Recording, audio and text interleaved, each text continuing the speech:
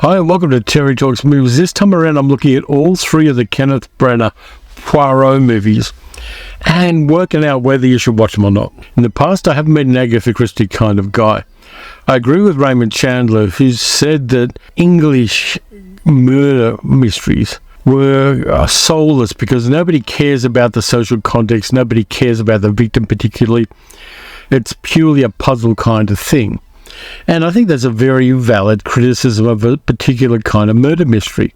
A lot of people like them, but for me, they lacked kicker. They didn't have a heart to them. And Kenneth Branagh in 2017, when he made his first of the three adaptations of the Hercule Poirot Agatha Christie mysteries, seemed to be keenly aware of this. Now, there have been previous adaptations, of course. There was the Alphabet Murders in the 1960s, where Tony Randall, of all people, played Poirot.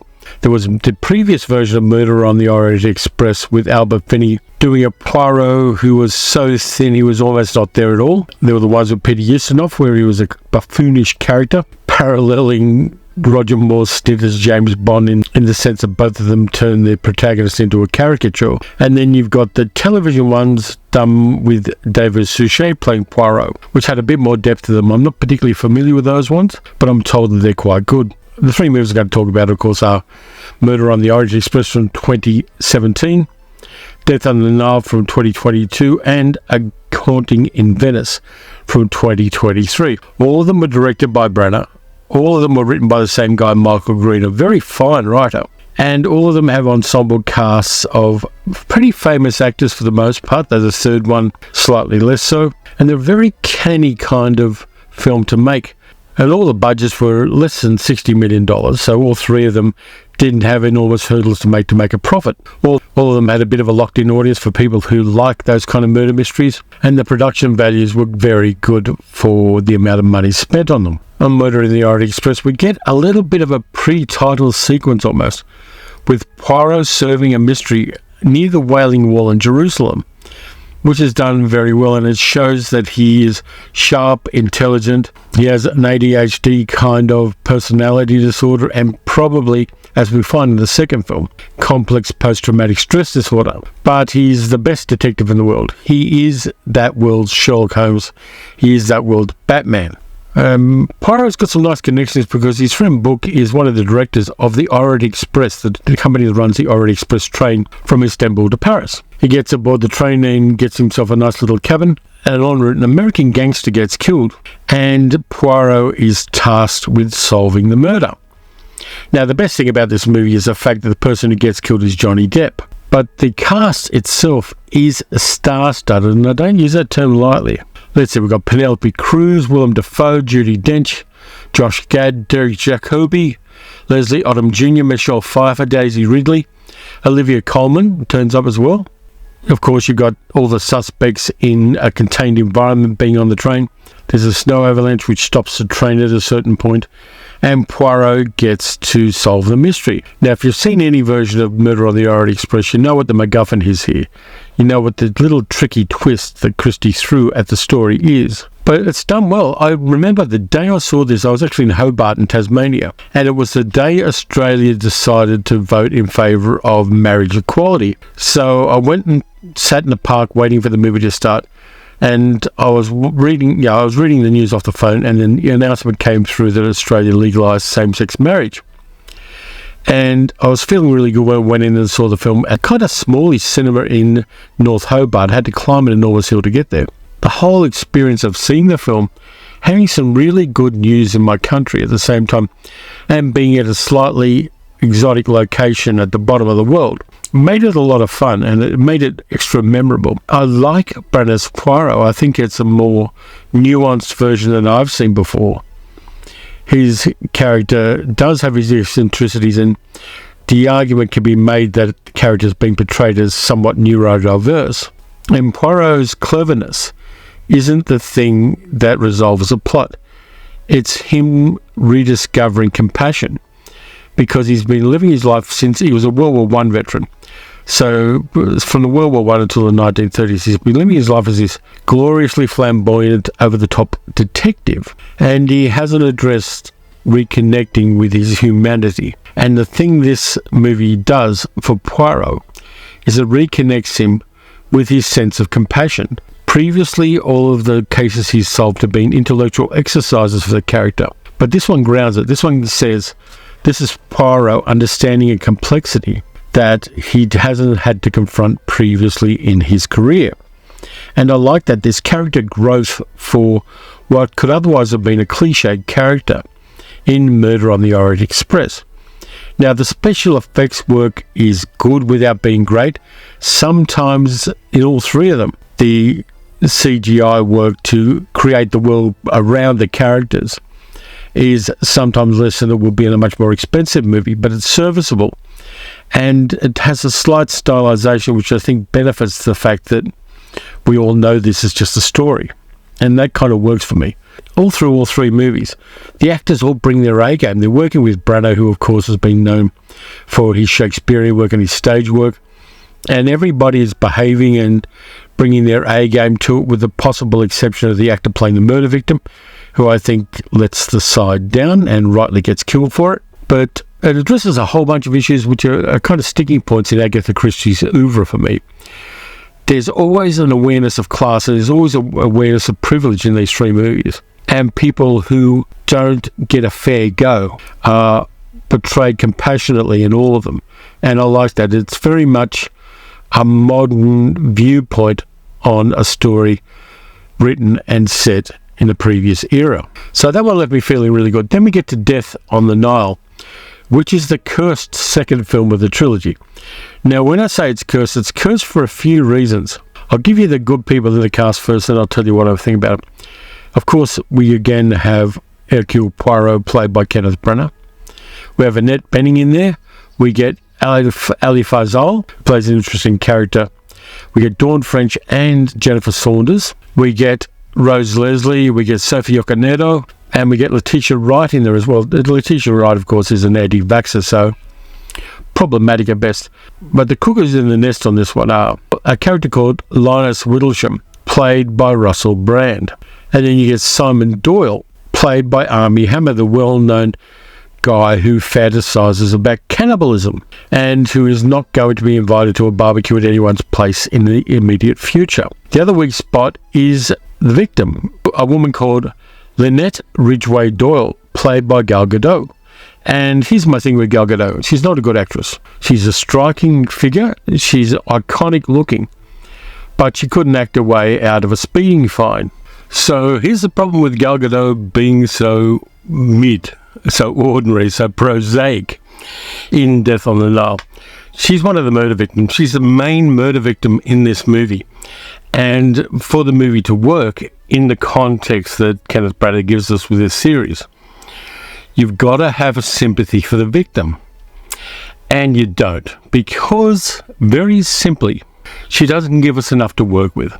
And that's a real failing. Now, I like the story, I like the ensemble with the exceptions I've previously mentioned.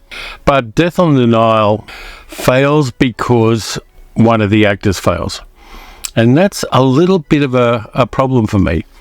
I went into this one wanting it to be good. In fact, I don't think I'll watch a movie and not want it to be good, unless it's one that's so bad it is good. But you go in with goodwill, and sometimes that goodwill is just pissed away by the movie itself, and that's kind of disappointing. But I will watch it again, mostly for the other actors, because a good ensemble can save a movie that has a little bit of rot at the core of it. And so Death on the Nile is, for me, probably the weakest of the three, which is a bit of a shame because it's a classic Agatha Christie thing. They did make it previously with Peter Ustinov playing Poirot. But for me, it's just a bit of a disappointment. Death on the Nile also has a secondary plot line, which is really interesting, which is the history of Hercule Poirot. Him as a Belgian soldier in World War I, getting seriously injured and really starting his PTSD. And then we get him at the end of the movie, where he's come to terms with a number of things that happened to him during the war. And he kind of finds at least temporary peace, which is a very satisfying ending to the movie. When I say Death on the Nile is the least of the three, I'm excluding the Poirot character arc and the Poirot biographical arc in that, because I think that part works for me. That then brings us to the year of our atheism, 2023, and A Haunting in Venice, which I saw at the cinema at the same time I saw Blue Beetle. I actually saw Blue Beetle, went off and had lunch, came back and saw A Haunting in Venice. Very different vibe. This is post-World War II Poirot. He's retired to a little villa in Venice. He's got a little garden to tend. He's got an ex-Italian police officer as a bodyguard because people keep hassling him to try to solve murders and mysteries, and he's not interested. He's retired. He's burnt out from dealing with so much death and so much murder and so much really repugnant human behaviour that he's withdrawn from life. Then a friend of his turns up, a woman called Ariadne, who is a writer of mystery novels, who comes to Poirot with a mystery, a psychic who does seances and who talks to the dead. And Ariadne says she can't figure out how this woman does it. And so she convinces the reluctant Poirot to go to a villa on the canals of Venice and have a seance in a house which has a very sad history. And so he goes there, he meets the people there, murder occurs, and he has to solve it. But he is weakened by something because he starts to see the supernatural things in the house. And that is of great concern to Poirot as a rationalist. Now, the ensemble on this is pretty good too. Not big-name stars in the way the first two films had, but good, solid actors. They've got Kyle Allen, Camille Cotton, and Tina Fey playing Ariadne. She does a really nice 1930s style tough dame. She kind of plays into that stereotype a little bit, but it works in the context of the movie, and it is a nice foil to the seriousness and the melancholy that Branagh's Poirot has. And she's a nice foil for Poirot because she's kind of sparky and upbeat, and he's melancholy and depressed. And you know, they play off each other quite nicely, and Tina Fey does a really good job of that. There's also Jude Hill, a young actor, playing a boy who lives in the house and who has a morbid fascination with things dead. We have Kelly Riley in there, and we have Michelle Yeoh playing the psychic. And Michelle Yeoh gives us a really nice piece of work where she's the serious psychic, and when she's found out, she's the cynical manipulator of people who is trying to make a buck. It's kind of nice that she's at the center of this. She gets to play a kind of racially colorblind character who has some real depth to her.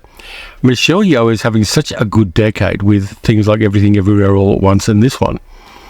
Her chops as an actor have been underestimated for a very long time, and now the light is shining on her. So this one has a kind of spooky feel about it. There are jump scares in it.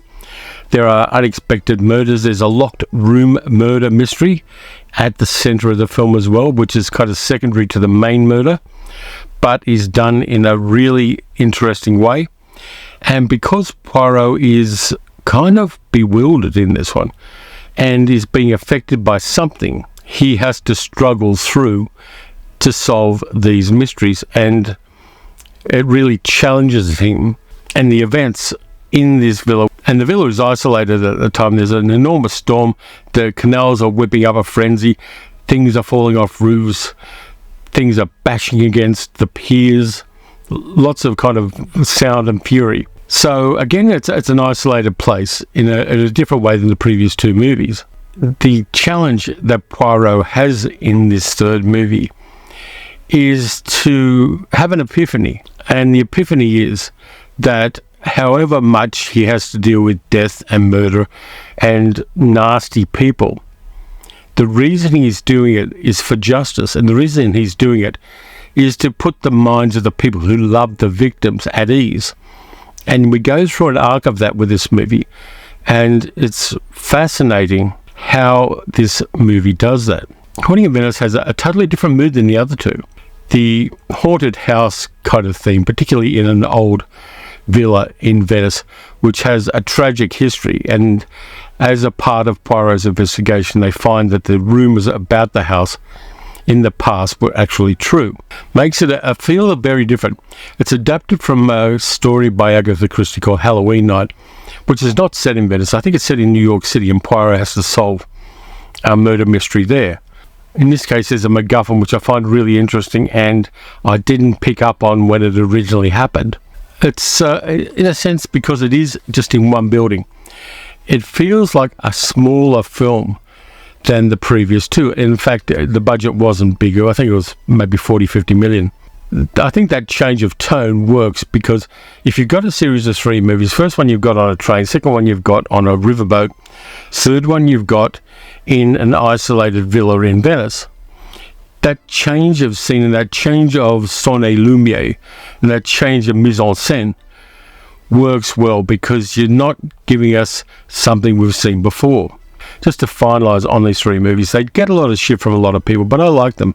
I think that in humanising Poirot and in making him a believable human being, Kenneth Branagh does the intellectual property a service, because a Poirot we can believe in as a compassionate and a fully rounded human being is, for me, much better than a lot of the caricatures we've had in the past. And that's very satisfying to me as a film buff. It works for me. Branagh as a director has skills that aren't appreciated enough, I think, in cinema. And I want to see him make some more movies. Whether he makes some more Agatha Christie Poirot adaptations or not, I don't know. But I wouldn't be unhappy if he did. So that's it for this time around. Thanks a lot for watching. If you enjoyed the video, please like, subscribe, and leave a comment. Hit the notification bell. Leave me an emoji if you can't think of anything to say. You can also support the channel by becoming a channel member, and there's a link in the description of the video on how to do that. You can also support the channel by donating at patreon.com/TerryTalksMovies. Got a couple of things. We've got Science Fiction Saturday coming up, and then we've got the Sunday Monday video. Lots of fun stuff in that I'm still working out. And until I do, watch some good movies, watch some bad movies, watch some murder mysteries, because they're always a lot of fun. And I'll catch you next time.